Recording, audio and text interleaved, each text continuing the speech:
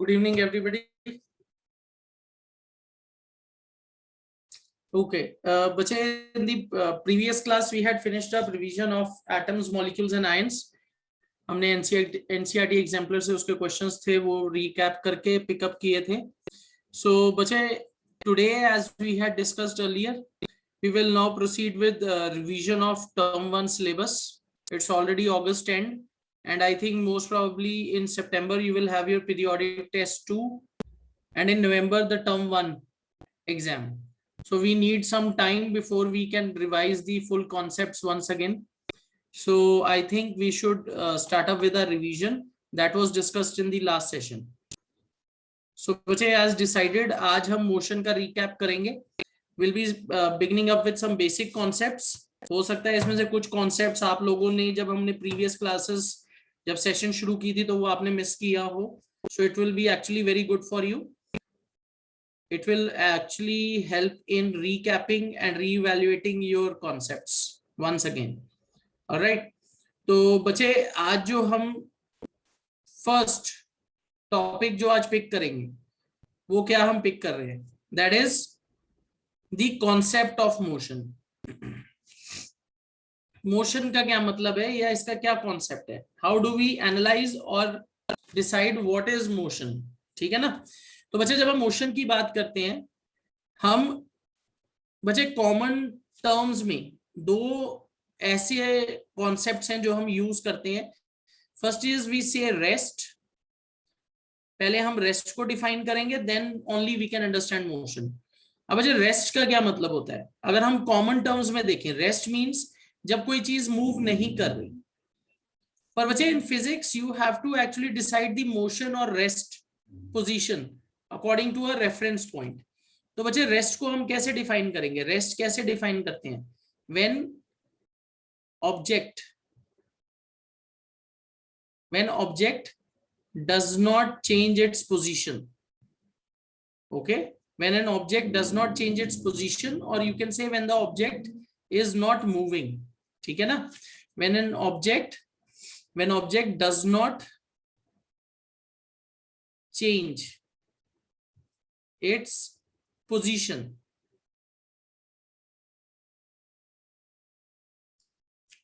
with time. Okay, जब time जो है टाइम निकलता जा रहा है पर ऑब्जेक्ट अपनी पोजीशन चेंज नहीं कर रहा, तो हम क्या बोलते हैं, object is set to be at rest. पर बच्चे इसमें रेफरेंस पॉइंट भी देखना है हमें, तो यहाँ पर्टिकुलर रेफरेंस पॉइंट भी इन्वॉल्व होगा. ओके, मोशन को कैसे आप डिफाइन करोगे, how will we define motion. Motion is when object changes its position. When object changes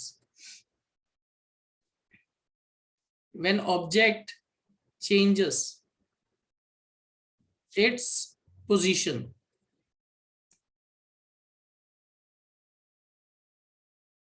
जब ऑब्जेक्ट अपनी पोजीशन को चेंज करेगा. Okay,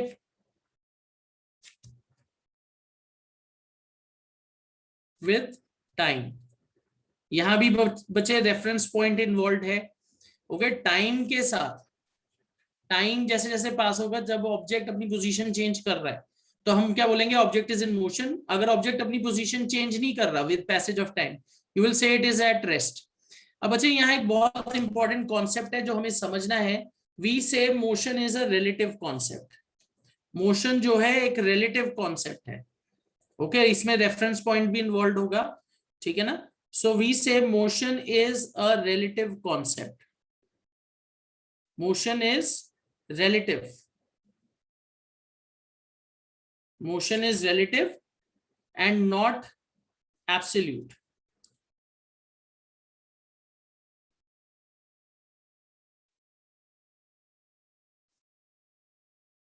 Okay. अब अच्छा, what do we understand by this term? Motion is relative and not absolute. बच्चे actually motion जो हम decide कर रहे हैं या रेस्ट हम डिसाइड कर रहे हैं, it is based on a reference point. Okay, let me give you a situation. Let's say एक कार है. ठीक है, there is a car. All right. अब बच्चे इस कार के अंदर Okay, let me just draw this car for you. Let's say in this car, okay,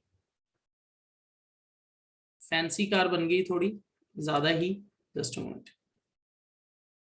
okay, तो दिस इज आवर कार. अब अच्छा, इस कार के अंदर ऑब्वियसली पैसेंजर्स होंगे. अगर आप पैसेंजर्स को देखो with reference to each other, जो पैसेंजर अंदर बैठे हैं, okay, with reference to each other, with reference to each other they will be at rest. Okay, with reference to each other they are at rest.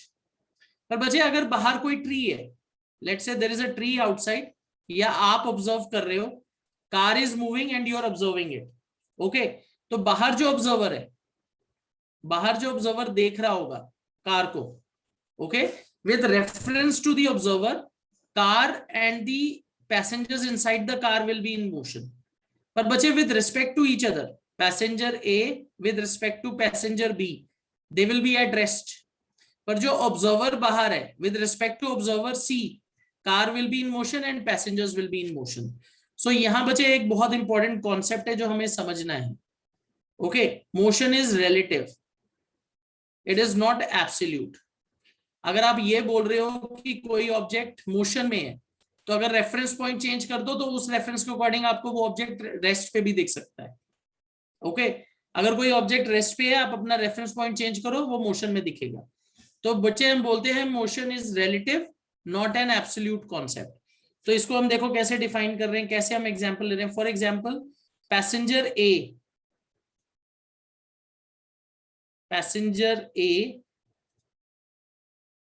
Is at rest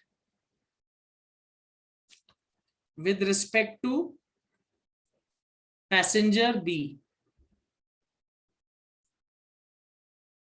even though the car is moving. बच्चे car move कर रही है, the car is moving, but passenger A is at rest with respect to passenger B. क्यों? क्योंकि बच्चे दोनों के बीच में कोई पोजीशन की चेंज नहीं है. So we are saying passenger A is at rest with respect to passenger B. पर बच्चे अगर कोई ऑब्जर्वर बाहर से देखे, ओके, with reference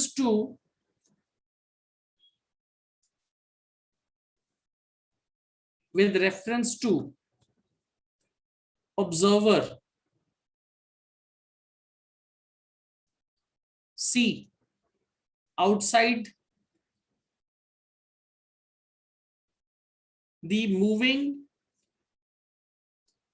ओके, जो ऑब्जर्वर बाहर खड़ा है, with reference to observer, who is observer? C, the moving car and passengers A and B, passengers A and B will be in motion.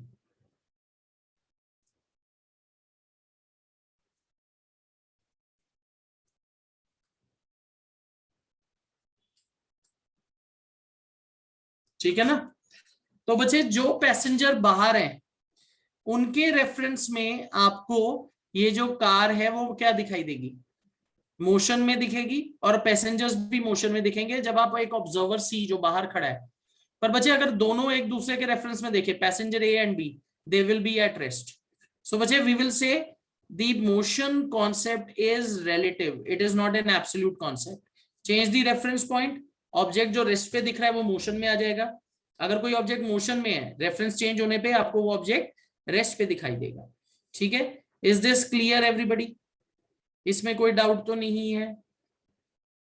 Is it clear? All right, ठीक है. चलो अब बच्चे, before we move on ahead, हम यहाँ दो quantities describe करेंगे. ये जो क्वांटिटीज हैं आगे हम बच्चे जो हमारी मोशन से रिलेटेड क्वांटिटीज हैं उनको डिफाइन करने में यूज करेंगे. सो बच्चे, फिजिकल क्वांटिटीज को दो पार्ट्स में हम डिवाइड करते हैं. फिजिकल क्वांटिटीज दो टाइप्स की होती हैं. First is scalar quantity. Physical quantities, first is scalar quantity.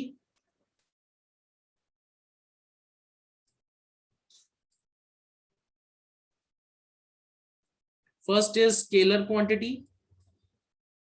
All right, what is scalar quantity? But it is a quantity which has only magnitude but no direction. Okay, a quantity which has, ये आप कह सकते हो, it has only magnitude. Scalar quantity has only magnitude but no direction.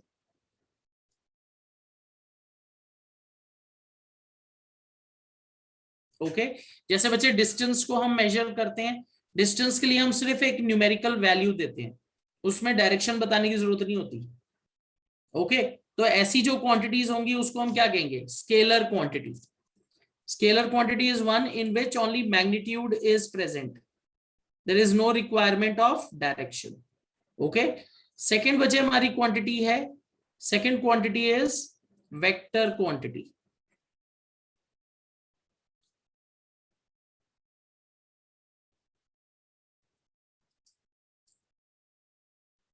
Okay, second हमारी कौन सी quantity है? Vector quantity. अब अच्छा, what do we understand by vector quantity? It has both magnitude as well as direction. It has both magnitude. It has both magnitude as well as direction.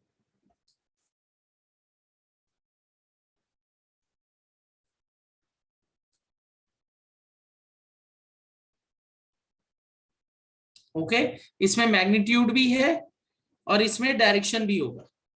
Alright, so this quantity is referred to as, this quantity is referred to as, इस quantity को हम क्या बोलेंगे? इस quantity को हम बोलेंगे vector quantity. Okay, चलो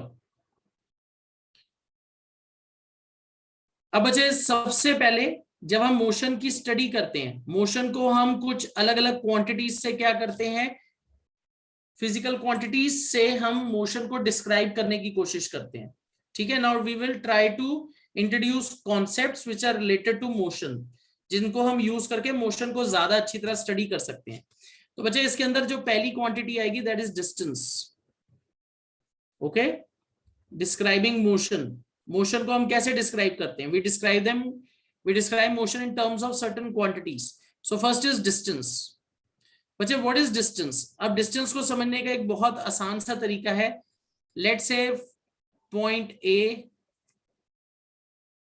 पॉइंट बी, ये दो पॉइंट्स हैं.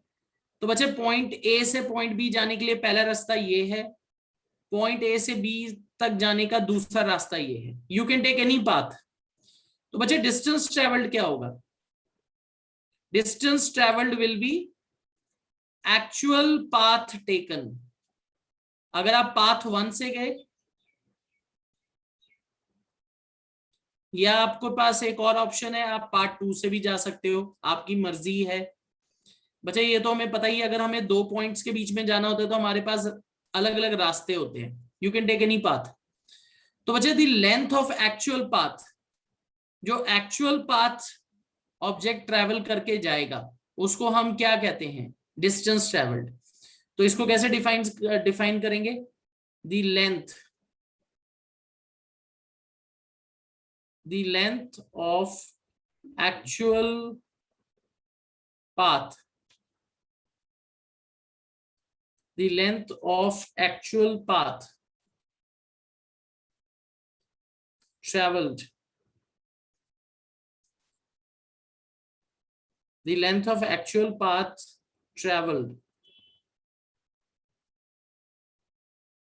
by an object. ओके, एक पर्टिकुलर ऑब्जेक्ट जो बचे पर्टिकुलर पाथ में लेंथ को कवर करेगा, उस पाथ को हम क्या कहते हैं? उस पाथ को हम कहते हैं distance. Okay, the length of actual path travelled by an object, उसको हम क्या कहते हैं? Distance travelled. Okay, for example, when you move from point A to B and you take path 1, okay, you take path 1, तो यहां जो आप length travel करोगे उसको हम क्या कहेंगे, डिस्टेंस। सिमिलरली अगर आप पाथ 2 पे जाओ तो यहां जो आप पाथ का लेंथ ट्रेवल करोगे उसको हम क्या कहेंगे, distance. So this is the first quantity that we will use to measure motion. अब बच्चे आप मुझे सोच के बताइए, जब हम डिस्टेंस को मेजर करते हैं, do we specify direction also? क्या हमें डायरेक्शन स्पेसिफाई करने की जरूरत होती है, या वह हम सिंपली बोलते हैं कि आज मैंने 50 मीटर ट्रेवल किया, आई हैव ट्रेवल 2 किलोमीटर्स। तो हम सिंपली क्या करते हैं बच्चे, मैग्नीट्यूड बताते हैं, इसमें डायरेक्शन की रिक्वायरमेंट नहीं है। तो बच्चे distance is a scalar quantity, it is a scalar quantity. Distance क्या है, स्केलर क्वांटिटी।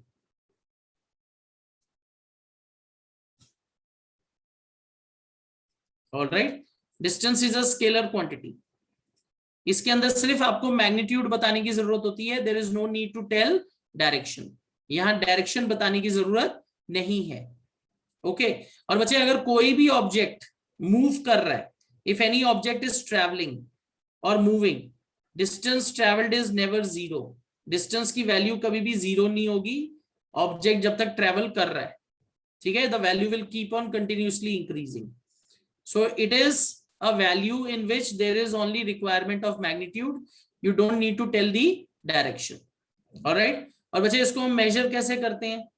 अगर आप इसके स्टैंडर्ड यूनिट्स की बात करो, SI यूनिट इज मीटर। इसका SI यूनिट क्या होगा? Standard unit is metre. Okay, standard unit is metre और स्मॉल m। आप इसके अलावा बच्चे और भी यूनिट्स यूज कर सकते हो, जैसे मीटर पर सेकंड है, ऑलराइट, सेंटीमीटर पर सेकंड है, सॉरी नॉट सेंटीमीटर पर सेकंड, मीटर है, सेंटीमीटर है, किलोमीटर है। You can use other big units also. Okay, अब बच्चे एक जो क्वेश्चन है जो आपसे कॉमनली पूछा जा सकता है कि अगर आप व्हीकल को देख रहे हो, कार देख रहे हो या कोई व्हीकल देख रहे हो, ओके, अगर आप कार या कोई व्हीकल देख रहे हो, ऑलराइट, व्हीकल के अंदर हम डिस्टेंस कैसे मेजर करते हैं? इन car or any other vehicle, let's say in vehicle, how is distance measured? In vehicle, distance is measured with help of odometer, with help of odometer. Okay, यहां distance कैसे major होता है? Distance यहां major होगा with help of odometer. Odometer is a device which is present in the car और any other vehicle. तो जितना vehicle distance travel करती है उसके अंदर आ जाता है। Okay, so this is a question for objectives. आपको ये याद रखना है, if whenever you are talking about a vehicle which is moving, how will we measure distance? We will measure distance with help of odometer. Odometer is a device which will help to measure distance. All right, okay, चलो let's move on, आगे चलते हैं। Next quantity that we will be describing is displacement. Distance हो गया, next quantity जो बच्चे हम describe करेंगे that is displacement. Okay, displacement.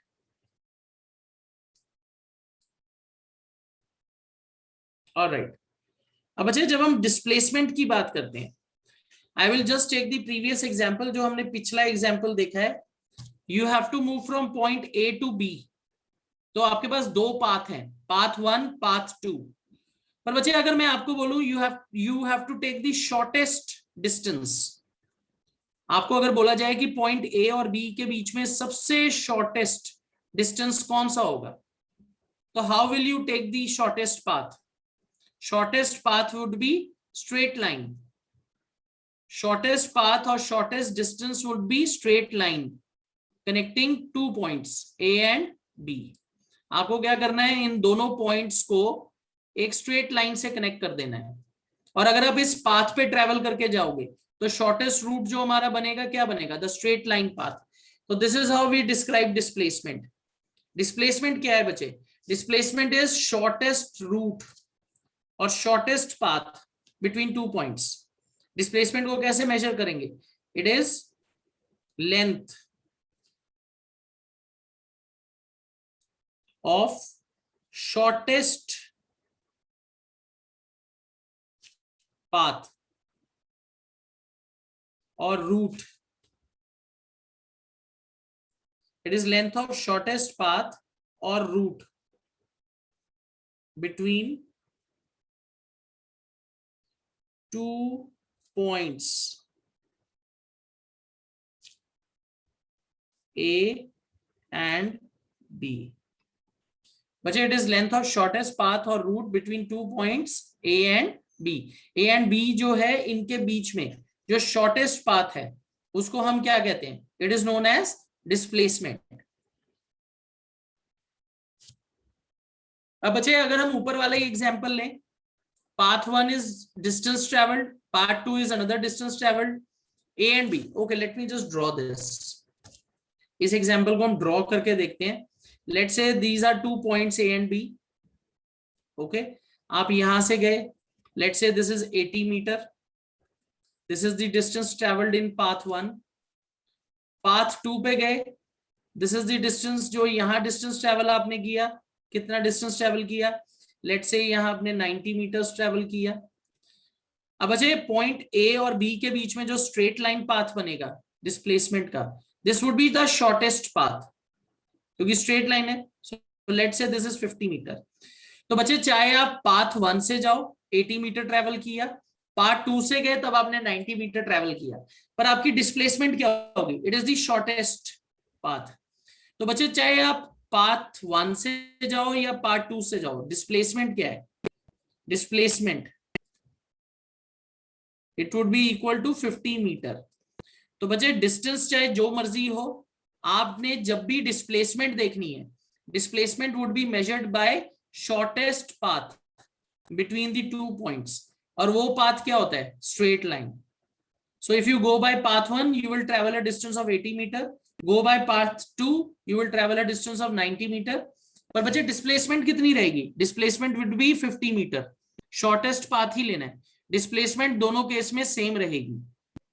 Is this clear? ये पॉइंट समझ आ गया सबको? ओके, ऑल राइट, ठीक है.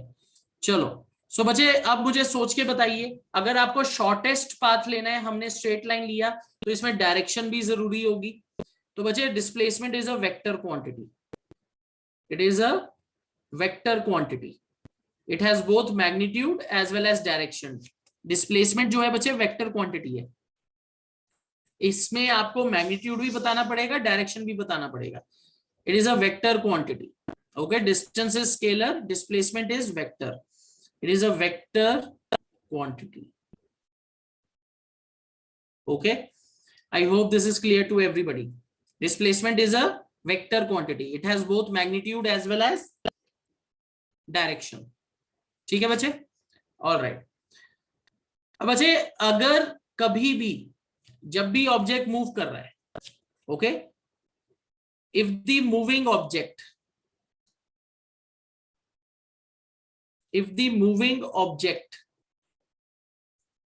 अगर बच्चे कोई भी मूविंग ऑब्जेक्ट है, if the moving object comes back to its initial position, अगर बच्चे आपके पास कभी भी कोई ऑब्जेक्ट है, मूविंग ऑब्जेक्ट है, जो अपनी इनिशियल पोजीशन पे आ जाता है, if the moving object comes back to its initial position, जहां से उसने स्टार्ट किया था, okay, then displacement would be 0. तो displacement क्या हो जाएगा? Then displacement would be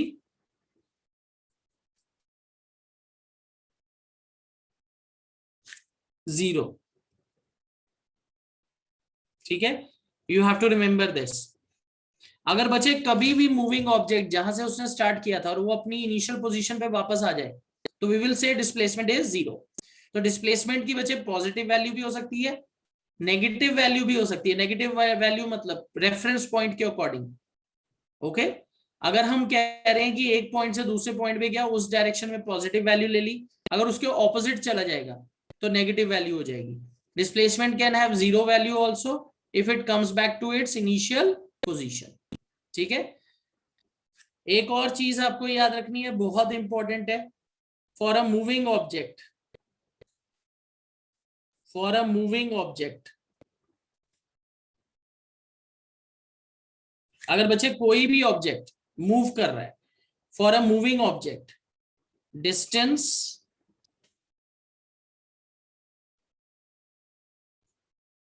is greater और इक्वल टू, अगर बच्चे कोई भी ऑब्जेक्ट मूव कर रहा है तो डिस्टेंस इज ग्रेटर देन और इक्वल टू डिस्प्लेसमेंट। ओके। कभी भी बच्चे आपका जो डिस्टेंस है उसकी वैल्यू डिस्प्लेसमेंट से कम नहीं हो सकती, ये चीज याद रखनी है। ओके। हाँ जी Ritinjay. Good evening sir. Good evening बेटा। सर मेरा एक डाउट था हाँ जी। कि सर जस्ट इमेजिन 10 किलोमीटर का एक डिस्टेंस है हाँ। और सर देखा जाए तो सर एक डिस्टेंस से दूसरी डिस्टेंस जाने के लिए ज़्यादा से ज़्यादा 2 घंटे लग जाएंगे 10 किलोमीटर है तो, अगर कोई पैदल चल रहा है तो लेकिन ओके। सर अगर अगर हम लोग उस डिस्टेंस को डिवाइड कर दें तो हम्म। उसका आधा, फिर अगर उसका भी आधा होगा फिर उसका भी आधा, ऐसे ऐसे इन्फिनाइट तक लेकर चले जाएं तो हम्म। सर एक तरह से देखा जाए तो इन्फिनाइट डिस्टेंस तक जाने के लिए इन्फिनाइट टाइम लगना चाहिए।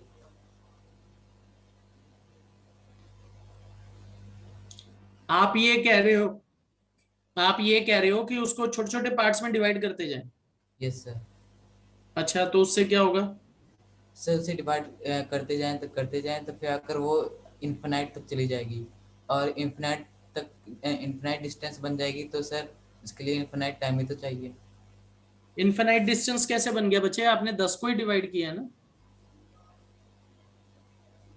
ये सर लेकिन अगर उसका भी आधा आधा करके चलें तो सर 1/4 1/5 सर उसको भी कंप्लीट अगर करना हो लेकिन इन्फिनाइट तक नंबर, क्योंकि उसका आधा जितना करेंगे वो उतना छोटा होता जाएगा, वो इन्फिनाइट तक नहीं चला जाएगा जितना छोटा करेंगे तो। आपने मुझे जो देखो पहली सिचुएशन ये बताइए, यू सेड की 10 किलोमीटर है मेरे पास, है ना। Yes sir. आपने बोला कि मान लेते हैं कि 10 किलोमीटर जाने के लिए मुझे 2 आवर्स चाहिए, यस। राइट। फिर आपने बोला 10 किलोमीटर का आधा कर लेते हैं, 5 किलोमीटर कर लिया। तो सर 5 किलोमीटर को कवर करने के लिए कितना टाइम चाहिए? एक अप्रोक्सीमेटली 1 आवर। 1। हाँ। अब 5 आवर को आधा कर लो, 2.5 हो गया। Yes sir. अब 2.5 को कवर करने के लिए कितना टाइम चाहिए? Sir half. 30 मिनट्स, है ना। Yes sir. तो आप कह रहे हो कि इसको छोटा करते जाएं करते जाएं करते जाएं, तो आप इसको इनफाइनेटली डिवाइड कर सकते हो। तो सर इन्फिनेटली डिवाइड करते जाएंगे तो सर इन्फिनाइट टाइम ही तो लगेगा। बेटा इनफाइनाइट का क्या मतलब होता है? What do you understand by the term infinite? Sir that can not be in that can not be, and, sir जो खत्म नहीं हो सकता। जो खत्म नहीं हो सकता, कि जिसको हम कैलकुलेट नहीं कर सकते। सर जिसे कैलकुलेट भी नहीं कर सकते और जो कभी खत्म ही नहीं होगा कैलकुलेट भी। हाँ, तो अगर आप बचे अनलिमिटेड मतलब डिविजन्स करते जाओगे, डिविजन्स करते जाओगे, जैसे मैं आपको बोल रहा हूँ एग्जांपल, तो अगर आपने डिस्टेंस को अनलिमिटेड तरीकों से डिवाइड करते जाओ तो ऑब्वियसली टाइम भी तो अनलिमिटेड हो जाएगा ना। पर आप उसको किस तरीके से अनलिमिटेड ले रहे हो कि हम वो डिस्टेंस कभी कवर ही नहीं कर पाएंगे। सर वो डिस्टेंस तो कवर हो जाएगी लेकिन सर उसे करने के लिए तो इन्फिनाइट टाइम भी तो चाहिए, तो सर वो दो। रितंजय, मुझे जो एक बात ये समझ आ रही है कि आप इनफाइनाइट के कॉन्सेप्ट को गलत समझ रहे हो। आप मुझे क्या बोल रहे हो कि डिस्टेंस को हम इनफाइनाइट तरीके से डिवाइड करते जाए, करते जाओ करते जाओ, ऑब्वियसली दैट इज करेक्ट। छोटा छोटा यूनिट बनता जाएगा। Yes sir. जब आपने इनफाइनाइट नंबर ऑफ डिविजन्स कर दी तो उसको टाइम कितना चाहिए होगा? अगर आप इनफाइनाइट तक नंबर ऑफ डिविजन्स कर सकते हो डिस्टेंस की तो आपको इनफाइनाइट नंबर ऑफ टाइम लगेगा। बट इनफाइनाइट का ये मतलब नहीं है कि अनएंडिंग टाइम। आप ये बोल रहे हो कि लगातार चलता रहेगा आदमी और वो 10 किलोमीटर ही नहीं कवर होगा?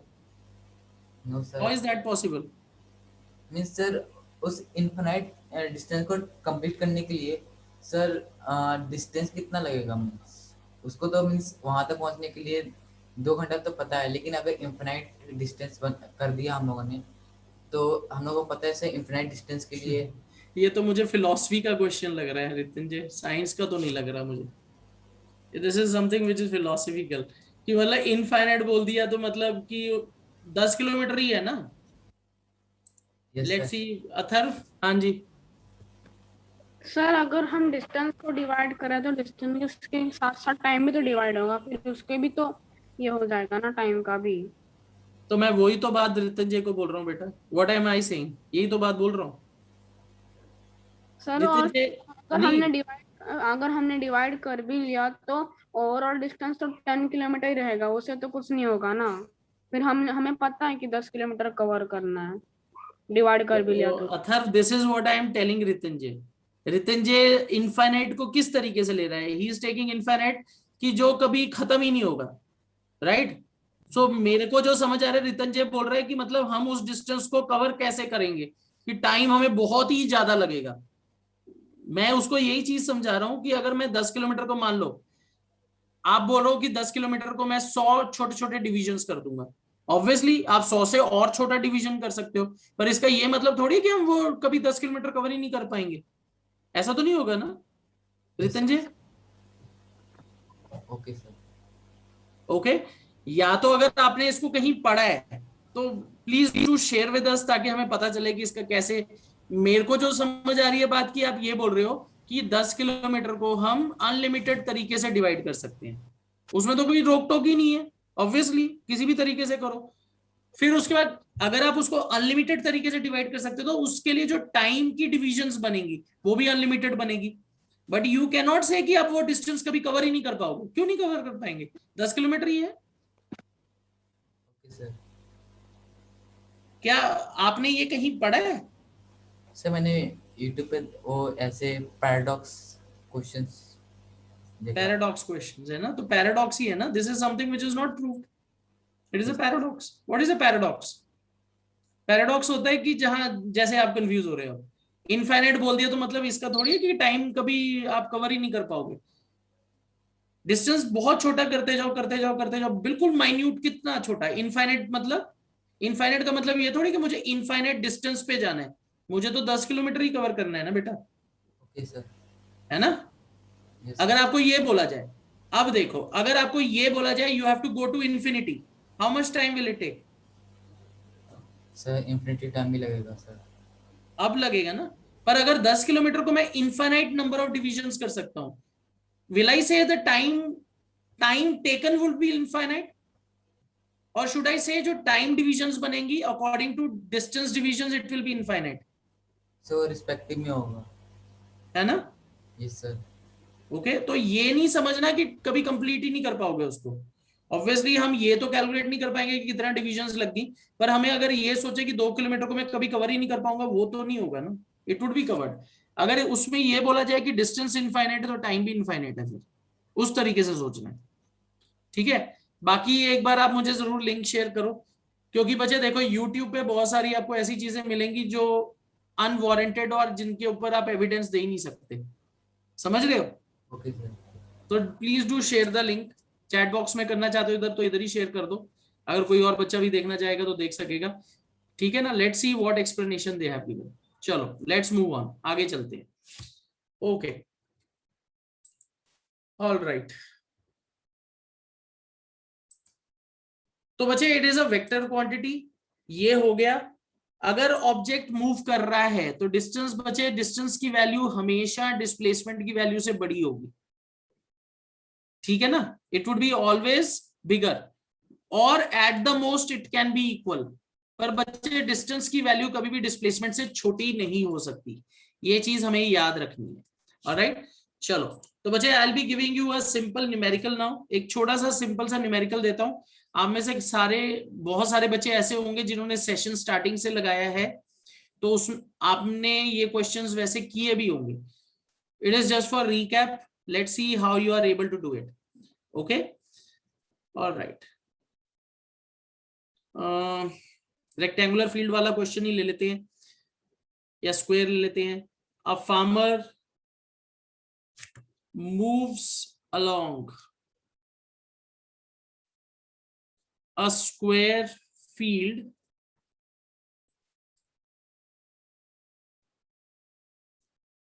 of side, let's say 40 meter. Okay, he takes 3.5 rounds. कितने राउंड ले रहा है वो? He takes 3.5 rounds.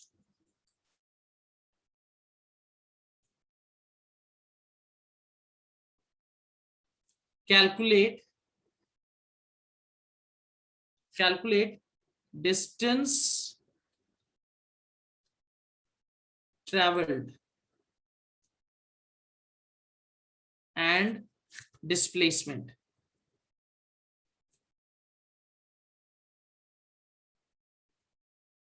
हाँ जी अथर्व। सर आपने वहाँ पे स्क्वायर नहीं लिखा। अच्छा स्क्वायर नहीं लिखा। Okay, moves along a square field, along a square field. Field is square, rectangular नहीं ले रहे इसलिए मैंने एक ही साइड दी है। Along square field of side 40 meter, he takes 3.5 rounds. ठीक है, 3.5 rounds लेगा। Okay, let me just draw this for you. Okay, this is our square field. All right. So what is the question saying? Side 40 meter है, he takes 3.5 rounds. So calculate distance traveled and displacement. Side is 40 meter. You have to calculate distance traveled and displacement.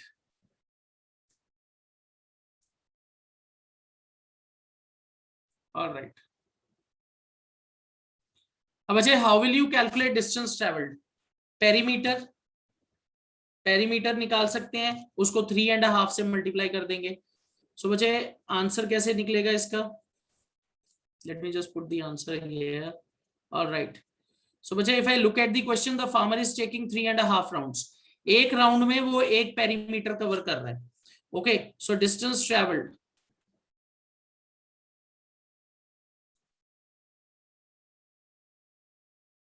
Okay, distance traveled कितना होगा? It is 3.5 into perimeter.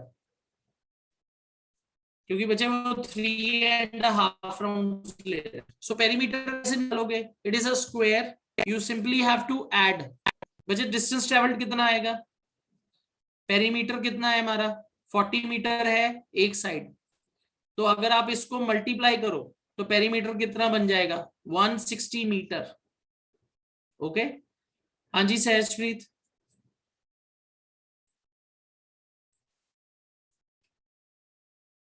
Sahajpreet,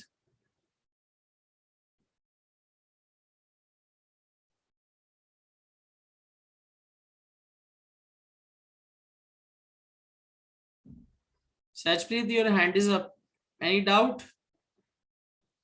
Please unmute yourself.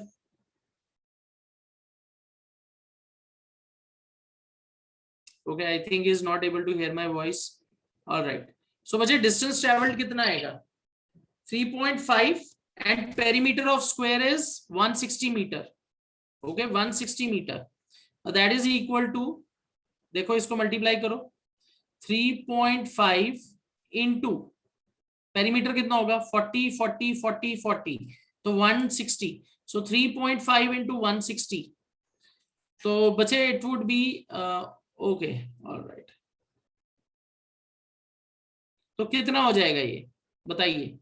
अभी सुचिता रितंजय 560 metre बोल रहे हैं। Okay, 160 into 3 is 480. Okay, it would be 560 meter. That's correct. 560 metre answer आएगा। डिस्टेंस निकाल लिया हमने। अब अच्छा, how will you calculate displacement? Right, Akshad is also right. Okay, so displacement कैसे निकालेंगे? We have to take 3.5 rounds. तो बच्चे, when he will take the first round, let's say he starts from A. Let's say he starts from A. A से start करके वो एक round लेगा, again A पे आ गया, displacement is 0. Second round again comes back to A, displacement is 0. Third round again back to A, displacement is 0. पर बच्चे जो नेक्स्ट हाफ राउंड लेगा, लेट्स से ही starts from A, moves to B and comes to C, alright, तो how will you calculate displacement? आपको Pythagoras theorem use करना पड़ेगा, you will have to use the Pythagoras theorem, क्योंकि displacement आपको ये straight line path लेना है which is the hypotenuse. Okay, हाँ जी बोलो अथर्व। सर हम डिस्प्लेसमेंट 40 भी ले सकते हैं ना, अगर समझो उसने ए और डी के बीच में से शुरू किया तो उसका हाफ राउंड तो बी और सी के बीच में होगा, फिर डिस्प्लेसमेंट 40 हो जाएगा। ओके, आप बोल रहे हो कि यहां से शुरू करें?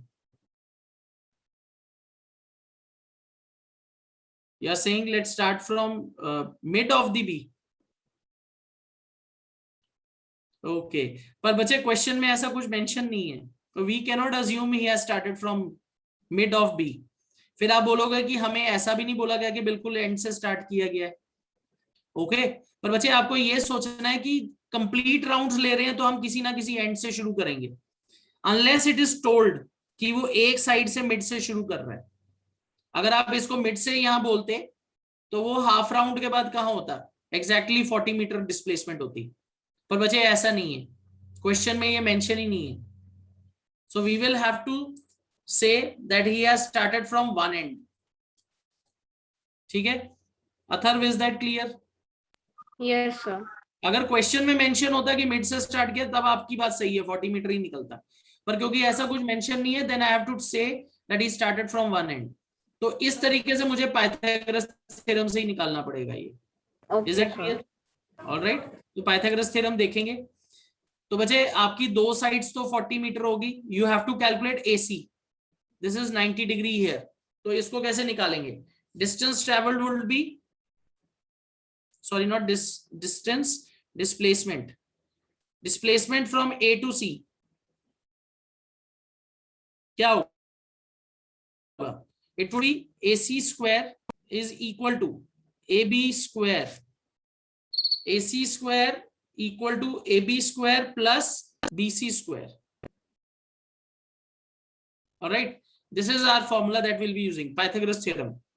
Okay, Pythagoras theorem use करेंगे। All right, अब इसमें देखिए AB square की वैल्यू 40, BC square की वैल्यू 40, स्क्वायर करिए इसको, AC is equal to root 40 का स्क्वायर कितना होगा? 1600, 1600 प्लस 1600 विल बी 3200। अब आपको इसका स्क्वायर रूट निकालना है। अब अच्छा ये परफेक्ट स्क्वायर तो बन नहीं रहा। ओके, तो अगर मैं इस हिसाब से देखूं तो मैं इसको कैसे कर सकता हूं? 3200, so let's take it as 400 into 8 और we can say 1600 into 2। Okay, तो 1600 कैन वी से 40 into 40। बच्चे can we say it is AC is equal to 40 root 2 if I am not wrong? 3200 का क्या स्क्वायर रूट आएगा? 40 root 2। Okay right, Ritanjay is right, बहुत सारे बच्चों ने सही आंसर निकाल दिया है इसको ऑलरेडी, 40 root 2। क्योंकि बच्चे देखो 1600 है, 1600 into 2 कर लो तो अंडर रूट 2 अंदर रह गया और बाहर 40 आ गया, 40 root 2। ओके, एंड रूट 2 की क्या वैल्यू है? Root 2 value is 1.414। रूट 2 की क्या वैल्यू है? 1.414। So what you can do is 40 multiplied by 1.414। आप इससे इसको मल्टीप्लाई करके भी आंसर निकाल सकते हो। रूट 2 की वैल्यू आप याद रख सकते हो, इट इज 1.414। तो अगर हम इसको मल्टीप्लाई करें तो कितना आएगा? आप इसे 1.41 से ही मल्टीप्लाई कर दो। What is the answer you will get? 1.41। What is the answer? कितना आंसर आएगा अगर मैं 1.41 को 40 से मल्टीप्लाई करूं?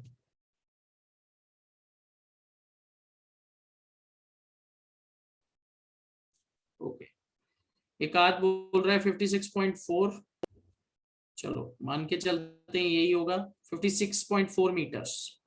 All right, so this is our answer. Okay, ये हमारी डिस्प्लेसमेंट है। I hope this is clear to everybody. ठीक है, हाँ जी अभी Suchita. Good evening sir. Good evening बेटा। सर मेरा डाउट था कि सर यहाँ पे अंडर रूट 2 का सर वैल्यू हमने सर 1.41 क्यों लिया? 1.41 कैसे लिया?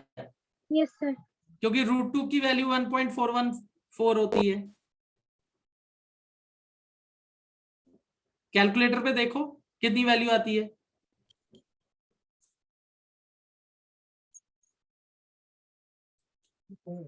आपने पहले रूट टू की Yes, वैल्यू sir. पहले कभी यूज नहीं की है? No, sir. Okay, root three की वैल्यू भी आई थिंक 1.6 के करीब होती है। चेक करो एक बार, रूट थ्री की वैल्यू कितनी है, ये याद रख सकते हैं। Root two, root three, root five, 1.632। Okay, all right. देखो, दो तीन रूट्स हैं जो आप कॉमनली बच्चे डील करोगे 9th और 10th लेवल पे, that is root two, one is root three, another is root five. Okay, root two is 1.414, root three is 1.63, और रूट फाइव की वैल्यू कितनी होगी फिर? 2.236। ओके, वैदेही आंसर दे रही है फटाफट, इट्स 2.236। ऑल राइट, तो ये वैल्यूज आप याद रख सकते हो, इजी हो जाती है calculation. Okay, sir. Thank you, sir. Okay बेटा, चलो डन। सो डिस्प्लेसमेंट पहला क्वेश्चन हो गया, एक और क्वेश्चन करके देखते हैं। Let's see another question. All right, okay, चलो एक सर्कुलर पाथ वाला करते हैं। All right, a minute hand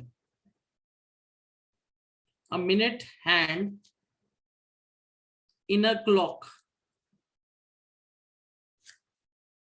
has length of, let's say, 50 centimeter. Calculate distance traveled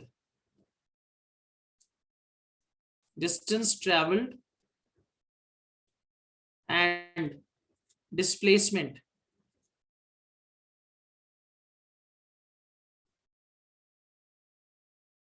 okay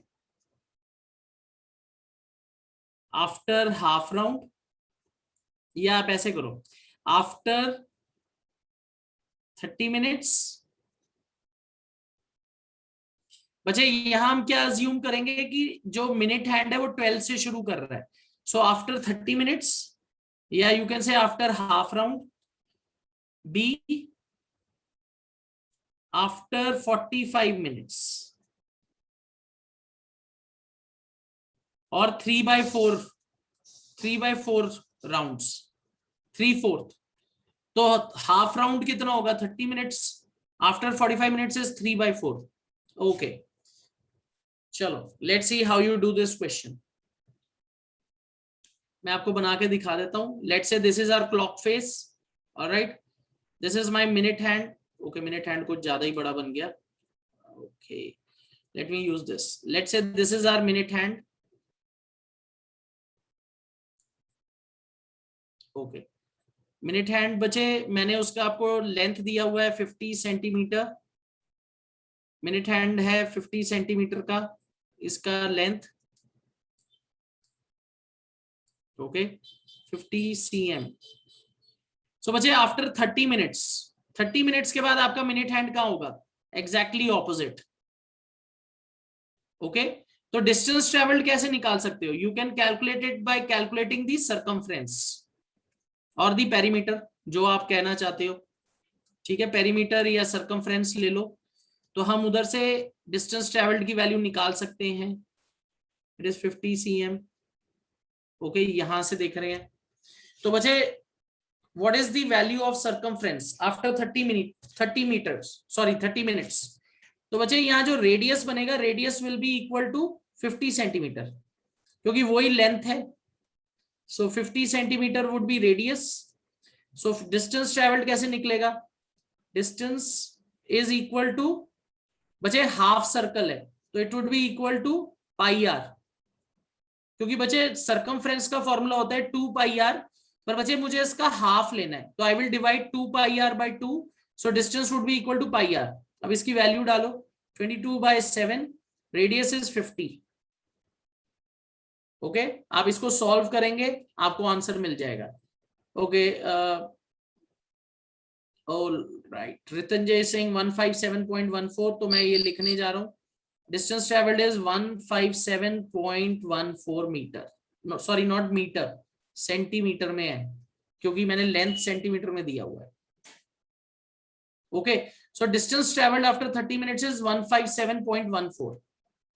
alright, अब बच्चे डिस्प्लेसमेंट कितना होगा? Displacement is opposite exact. अगर ये ए है, ए पॉइंट, और ये बी पॉइंट, तो आप इसको टोटल कर लो। डिस्प्लेसमेंट वुड बी 100 सेंटीमीटर और इक्वल टू 1 मीटर। ये तो बहुत ही आसान है, एग्जैक्टली ऑपोजिट आ गया। तो displacement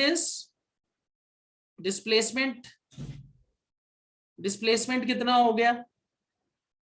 tip of the needle, it would be 1 meter, or you will say 100 centimeters. Okay, this is the tip of the needle. Is this clear? सबको समझ आ गया? A part, is it clear? A part,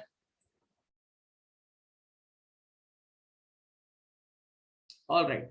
अब अच्छा देखो B part, 45 minutes के बाद यहां से चल के यहां आ जाएगा आपका नीडल। तो बच्चे डिस्प्लेसमेंट तो पाइथागोरस थ्योरम से निकलेगी, displacement would B Pythagoras theorem, but circumference is 3/4, तो सर्कमफ्रेंस लेंगे 3/4।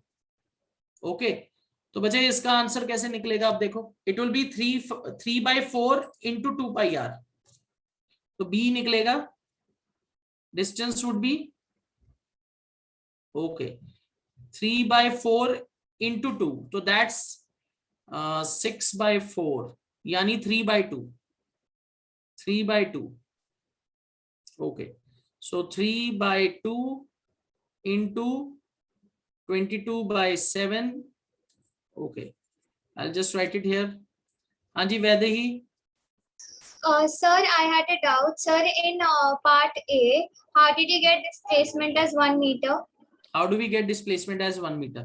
Okay, देखो बच्चे, यहां है पॉइंट ए, यहां है पॉइंट बी, तो बच्चे नीडल की डिस्प्लेसमेंट कितनी हुई है पॉइंट ए से पॉइंट बी तक? Check, 50 centimetre and 50 centimetre, 1 metre. Is that clear? Yes, sir. All right, चलो अब बी पार्ट निकालो।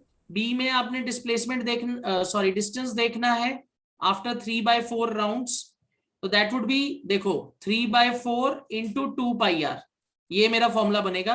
तो दैट 6/4 और 3/2, so I will write 3/2 into 22/7 into 50। आप इसको सॉल्व करेंगे, आपका आंसर आ जाएगा। Okay, distance travelled, so distance is 235.71, तो बच्चों ने सॉल्व कर लिया है, तो 253.71 centimetre, that is the distance travelled after 3/4 rounds. अब बच्चे डिस्प्लेसमेंट कैसे निकालेंगे? डिस्प्लेसमेंट में पाइथागोरस थ्योरम लगेगा, क्योंकि आपका यहां आ रहा है ऐसे, तो ये डिस्प्लेसमेंट देखनी है। So it would B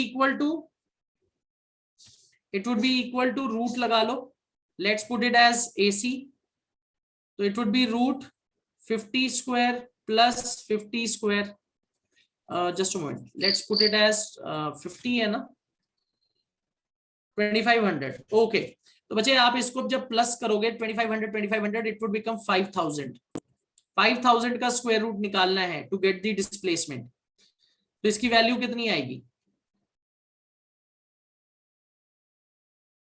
okay, 50√2। Alright, तो 50√2 निकल रही है, आप इसे 1.414 से मल्टीप्लाई कर लीजिए, 70.5 मीटर्स। ऑलराइट, और this is equal to 70.5 metres. This is our answer. बच्चे 5000 है ना, 5000 है, तो 50 इंटू 100 कर लो। Sorry, if I break it down, yes 2500 into 2 कर लो, तो 2500 का स्क्वायर रूट हो जाएगा 50 बाहर आ जाएगा, 2 अंदर, तो 50 into √2 1.414, 70.5 metres. Is this clear everybody? सबको समझ आ गया? ऑल राइट, ठीक है। तो बच्चे इस तरीके से आपको डिस्टेंस और डिस्प्लेसमेंट के न्यूमेरिकल्स आएंगे। आपको ये डिसाइड करना है कि इनिशियल और फाइनल पॉइंट क्या है। डिस्टेंस में तो आप सीधा सीधा ऐड कर दोगे, अगर इनिशियल और रेफरेंस पॉइंट सेम हो गया तो बच्चे then displacement will become 0। All right, ये 2 टिपिकल न्यूमेरिकल्स थे बच्चे। इससे पहले भी हमने काफी सारे क्वेश्चन सॉल्व किए हैं इसके ऊपर, सो आई होप आप जो है इजीली सॉल्व कर पाओगे इनको। हाँ जी, अभी सुचिता। सर वो जो सेकंड क्वेश्चन था सर, तो जो फर्स्ट पार्ट था तो उसमें से हमको डिस्टेंस से निकालना था, तो उसमें सर इसका आंसर सर वो सर 253 सर गलत है। गलत है? कितना आ रहा है आपका yes answer? Sir 235.71। 235.71। Okay sorry, मैंने गलत लिख दिया, जस्ट मोमेंट। 235.71। एक्चुअली मैं चैट में देख रहा था तो मैंने शायद उधर से गलत देख लिया। 235.71 अब सही है? Yes sir. Alright, thank you बेटा। तो बच्चे इस तरीके से डिस्टेंस और डिस्प्लेसमेंट के क्वेश्चंस जो हैं वो सॉल्व हो सकते हैं। ऑलराइट, सो बच्चे just go through it, revise it once again, ठीक है ना। तो नेक्स्ट सेशन जो हमारी नेक्स्ट क्लास होगी, will be picking up concept of speed and velocity, uniform motion, ठीक है ना। वो कॉन्सेप्ट्स हम जो है नेक्स्ट क्लास में अपनी पिक करेंगे। Alright, I'll try to share a worksheet based on this also, distance and displacement with you, ठीक है। I hope you will solve it। और बच्चे आज का जो सेशन है, ये जो मैंने जितना भी वर्क किया है notes, this will all go on maths online app. I hope सारे वहां उसको देखते हैं जरूर, ठीक है। चलो, ऑलराइट बच्चे, I'll be ending the session here. See you all in the next class. Ritanjay, please do share the link. I'll just want to see that video जो आपने देखा है। Okay, all right बच्चे, I'll be ending the session